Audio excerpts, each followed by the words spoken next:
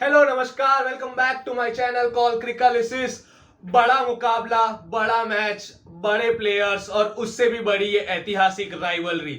जी हाँ, आज है वो मैच जिसका हमें और हर क्रिकेट फैन को बेसब्री से इंतजार रहता है, इंडिया वर्सेस पाकिस्तान। सो इस वीडियो में हम गाइस डिस्कस करने वाले हैं प्री मैच एनालिसिस इस मैच का, पिच की कंडीशंस, दोनों टीमों के क्या कॉम्बिनेशन यूज करना चाहिए जो उनके लिए स्ट्रॉन्गेस्ट रहेगा, और लास्ट में हम डिस्कस करेंगे कंबाइंड 11।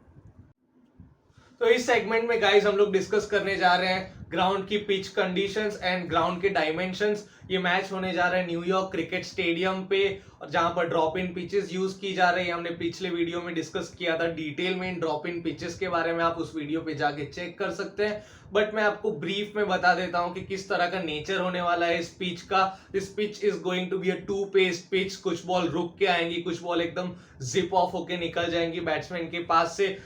दूसरा मेरे ख्याल से इस पिच का नेचर होगा अनइवन बाउंस का।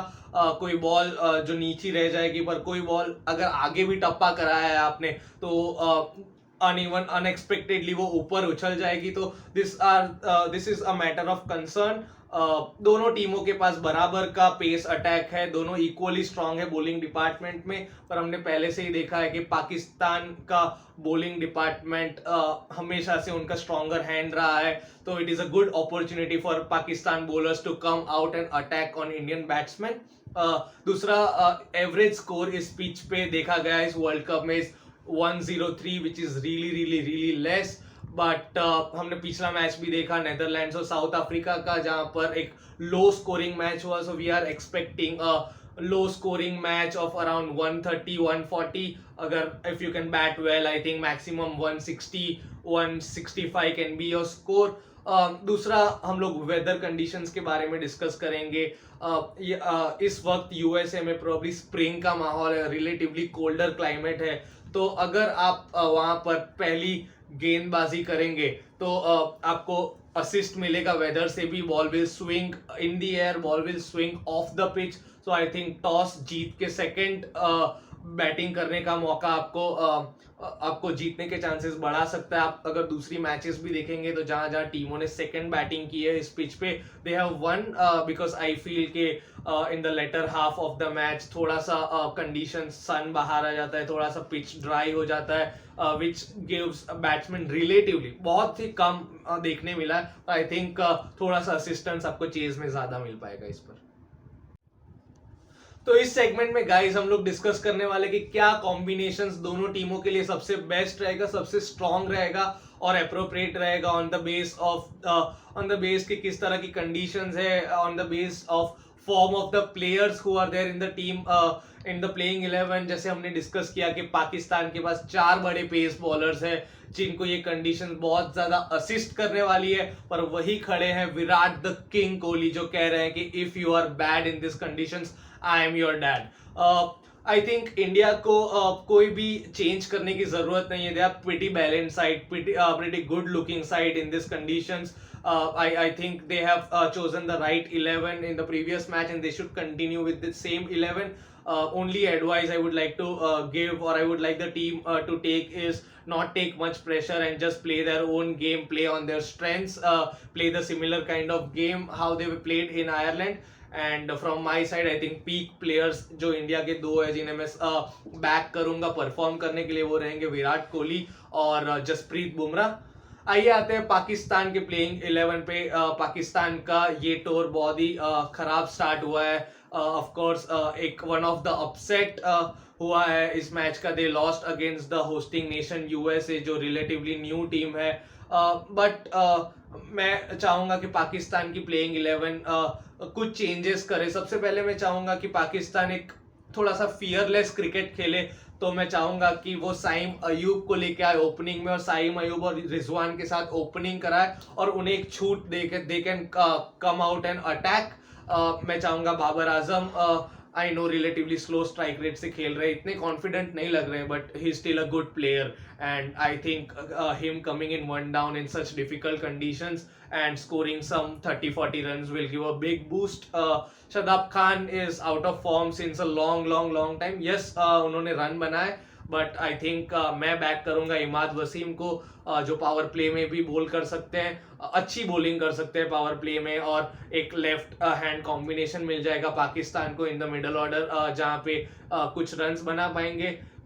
तीसरे प्लेयर्स जो मैं रिप्लेस करना चाहूंगा, Haris Rauf, no offence, is a good player, is an international level of player, but बहुत ही ज्यादा एक्सपेंसिव रह रहे हैं पिछली कंडीशंस में, और आई थिंक एक मेंटल एज चल रहा होगा उनके दिमाग में जब वो विराट कोहली को देखेंगे, जब वो पिछला वर्ल्ड कप याद करेंगे, T20 वर्ल्ड कप, वो पिछला ओवर याद करेंगे उनका पेनल्टी में।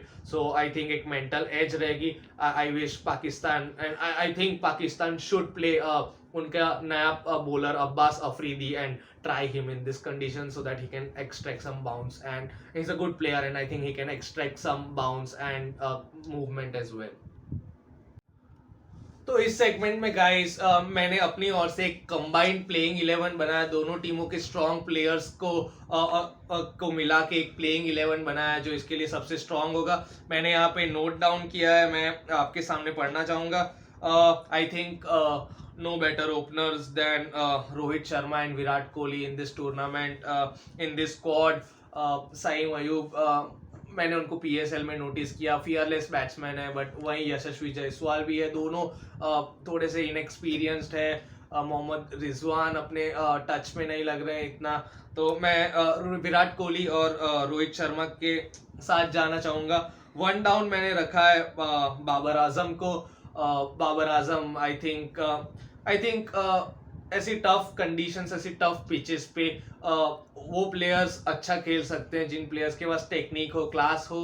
आई think Babar Azam is lacking confidence, but he has that touch, he has that class.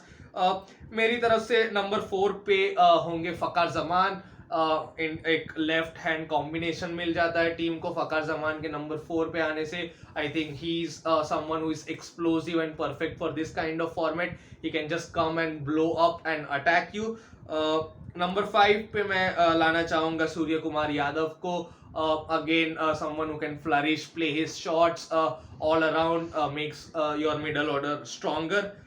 Number 6 पे मैं ऋषभ पंत को देखता हूँ यहाँ पर। नंबर 6 पे ऋषभ पंत, अगेन आपको Fakhar Zaman left, Suryakumar Yadav right, again Rishabh Pant left. Of course Rishabh Pant अच्छा खेल रहे टॉप ऑफ द ऑर्डर, पर मैं उस कॉम्बिनेशन को मेंटेन करने के लिए, स्ट्रॉन्ग कंबाइंड 11 को मेंटेन करने के लिए ऋषभ पंत को 6 नंबर पे भेजूंगा। नंबर 7 पे मेरी तरफ से आते हैं हार्दिक पांड्या। हार्दिक पांड्या ऑफ कोर्स जितना भी क्रिटिसिज्म उन्होंने आईपीएल या डोमेस्टिक सीजन में थ्रो किया गया परफॉर्मेंस को लेके, but when it comes to bigger stage I think no bigger allrounder than Hardik Pandya at this time. And I think at number 7 he can come play big shots, आपको वो overs दे सकते हैं, specially in conditions में दोनों तरफ ball घूमती है। तो हार्दिक पांड्या एट नंबर 7। नंबर 8 पे जहाँ मैं एक स्पिनर खिलाने की बात कर रहा हूँ, मेरे पास एक और ऑप्शन था इमाद वसीम का, बट बहुत टाइम इंटरनेशनल क्रिकेट से बाहर खेले हैं वो, और हमने अक्षर पटेल को देखा है, how has he risen in all this years, his precise bowling, his fielding and the will to come and attack, and he has improved a lot in his batting. So अक्षर पटेल at number 8. नंबर 9 पे मैं लाना चाहूंगा शाहीन अफरीदी को। एक left arm pacer बहुत जरूरी मेरे हिसाब से इन कंडीशंस में। अर्शदीप सिंह आप कह सकते हैं, but again Shaheen Shah Afridi is more experienced I feel than Arshdeep Singh, और शाहीन शाह अफरीदी के पास वो स्लोअर बॉल है, वेरिएशंस है, he can ball in the death really well. आपने पिछले मैच में भी देखा होगा, even though they lost against USA, he bowled those cutters and yorkers really well. Arshdeep Singh I think is slightly expensive in the death overs in that department. Next मैं number 10 पे देख रहा हूँ नसीम शाह को, really good bowler. I think अगर इस conditions पे मैं पाकिस्तान की साइड पे किसी को सपोर्ट कर रहा हूँ जो अच्छी बॉलिंग कर सकता है, which going to be Naseem Shah. Number 11 of course Jasprit Bumrah, the legendary Bumrah, the number 11, the Yorker King. I think you cannot put him out of this playing 11. So these are my playing strongest playing 11. आप जब दोनों टीमों को combine करते हैं, please give me your playing 11 in the comment section. So that's it from my side, guys, in the pre-match analysis of the big match, India versus Pakistan. Thank you for supporting us. Thank you for being with us till the end of this video.